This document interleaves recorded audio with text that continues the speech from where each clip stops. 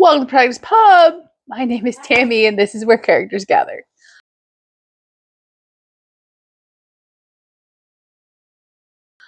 So it's Tuesday. It's round 2 of this same exact video. It's okay. Dave is still working from home. The car is still in the shop. It's not scheduled to be done until tomorrow. So I had to refilm because for the first time ever, I could hear him on a conference call, and that would be utterly inappropriate to post. So, round 2. That's okay. My energy is better today than it was yesterday. Dogs have not handled the flip over to non-daylight savings time well, and Felicity is getting up between 2 and 4 times a night right now. So mommy's not getting a lot of sleep, which is okay. She will settle down, but Sunday night she got up 4 times. Yeah, it was a long day. So, welcome to all you new subscribers, and let's talk about what I read and didn't read last week. Unfortunately, it was a very odd reading week. I had 5 times the amount of DNFs as completions, and it definitely affected my ability to read, unfortunately. So let's talk about the DNFs. There were 5 of them, although I think there are 6, and I'm missing one off the list, but I will check, and if that's the case, I will list it next week. There are 5 DNFs, 4 of which are Net Galley arc, so let's do the non-Net Galley arc first. That would be the Dowager Duchess by Louise Beheil. And this was a stuff your Kindle third quarter find. And I was hoping this book would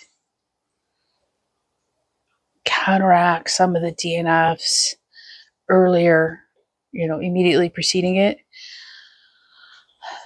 And unfortunately, it did not. I read over a third of this book, so well past my 50-page mark. And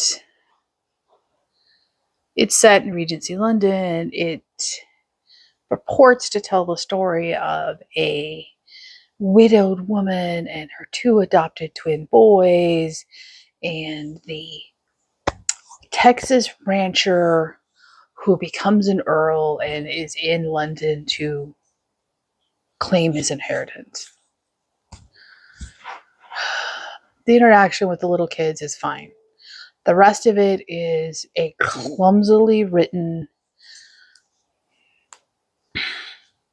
romance that is trying to straddle the line between being closed door and clean, and spicy enough to reel in the spicy side of the crowd. And it's a jumbly, confusing mess in which scenes literally jump around, and not like from paragraph to paragraph, but within the same sentence a scene will jump, and it was not a pleasant reading experience. And I had so many other issues that, the final scene that caused me to DNF it was just, I just had enough. I couldn't justify forcing myself to read it and knowing it was going to cause me to have an overall slump. So I just DNF'd it. So what else did I read? So the next 4 DNFs are all Net Galley arcs. This is my honest review and opinion for each of these books. First up would be The Golden Girls Road Trip by Galley. I was really looking forward to this one. It was about a mature character who, goes off to have an adventure. Unfortunately, said mature character turned 70 as the book opens, and she has no spine. She doesn't know how to stand up for herself. She is somehow 70 and just a wishy-washy mess of a persona. And I couldn't bring myself. I couldn't bring myself to read this one. If you get to 70 and it takes you that many years to do for yourself, I have better things to do with my time. So next up would be The Poison Pen by Paige Shelton. This is a cozy mystery. It is, I want to say, the third and fourth in the series. And unfortunately, I was looking forward to reading this book. But the opening chapter is an info dump exposition of all the previous events, which just sucked me right out of any possible enjoyment. I didn't know any of the characters. I didn't get a chance to know any of the characters before the exposition, the info dump occurred. And so I had all this new information with no context and no character background, and I didn't care at that point. It was a prime example of telling the reader without context, and it's lazy, and I don't have the patience for it. So I put that one away. Next up would be In the Wick of Time by Valona Jones. This too is a cozy mystery. And in this one, twin fraternal sisters run a candle business. This one is set at Christmas, so it should have been something I'm getting to be in the mood for. Unfortunately, they're good witches who can sense the health of other people and heal them, unless said other person has cancer, in which case they are helpless. And that's how the book opens up.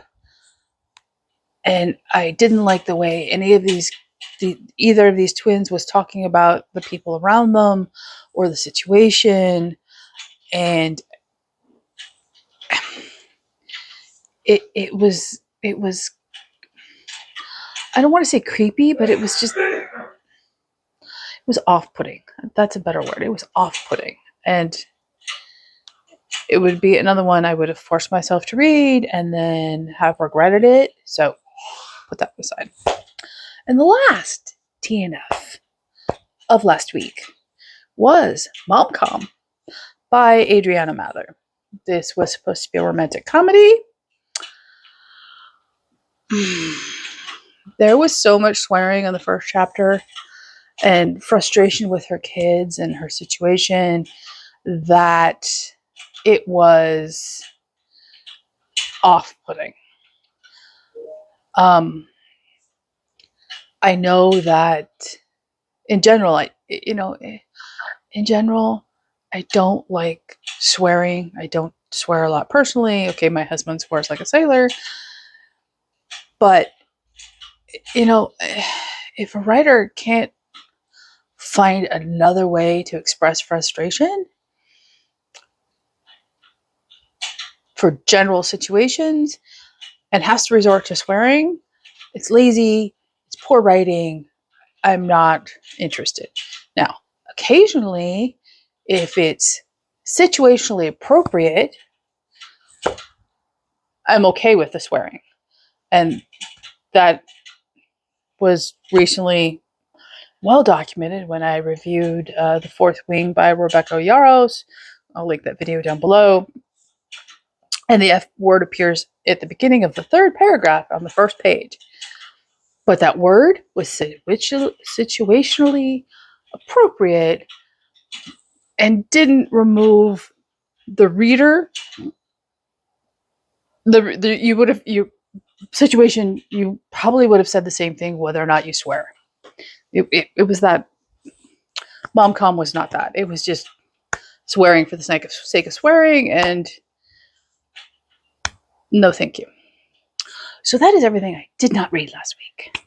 And it was very frustrating. I'm not going to lie. It was incredibly frustrating DNFing books I was, looking forward to or was in the mood for, or, were weather appropriate, Christmas set books. And so is what it is. It happens to the best of us. Okay, so what did I read last week? I read Annette Galley arc. It is released. It is You Chive Me Crazy by Rich Amooi. And this was a romantic comedy. It was 100% clean. There may have been a swear word. I don't recall there being any swear words, but I don't keep track. But I don't think there were. And the setup is he works for a magazine publication that is food-centric, and he is a nationally famous food critic. And his boss, the new owner of the magazine, cancels his trip to Oktoberfest and instead sends him to Big Bear, to the largest food truck festival in the nation, to do reviews. And he's driving into the festival and comes across a food truck crashed into a tree. He stops to help, and to his great surprise, it is his former culinary school partner. And she is still mad at him 10 years later for them getting kicked out of culinary school. And the story progresses from there. My initial gut check reaction to this was, it's okay. It's not floating my boat. I kept reading anyway, and I'm glad I did, because in the end, this was an utterly charming, utterly sweet, very funny romance. Sure, it is a little insta-lovey at the end, but I can forgive it because they've known each other for a decade, even if they haven't talked for a vast majority of those 10 years. When they initially met way back when, they each had feelings for each other, even though they weren't acknowledged. And they go through some stuff in the book, and it was just funny and sweet and clean and swoony, and there was tension. It was a joy to read. And if you're going to write a romantic comedy, it should be a joy to read. It shouldn't be something you have to slog your way through. And this was that. So if you're looking for a food-related romantic comedy, I can easily recommend this book.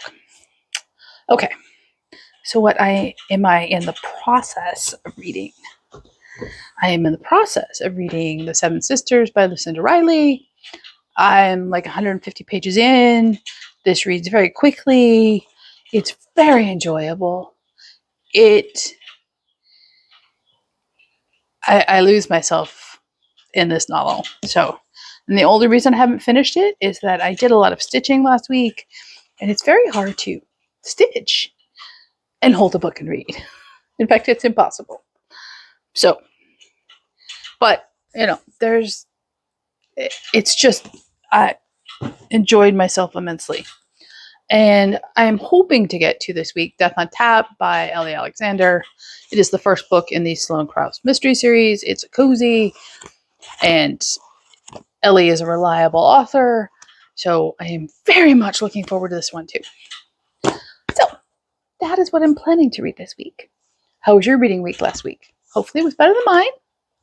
Leave a comment down below, like and subscribe, and I will see you here next week at the Protagonist Pop.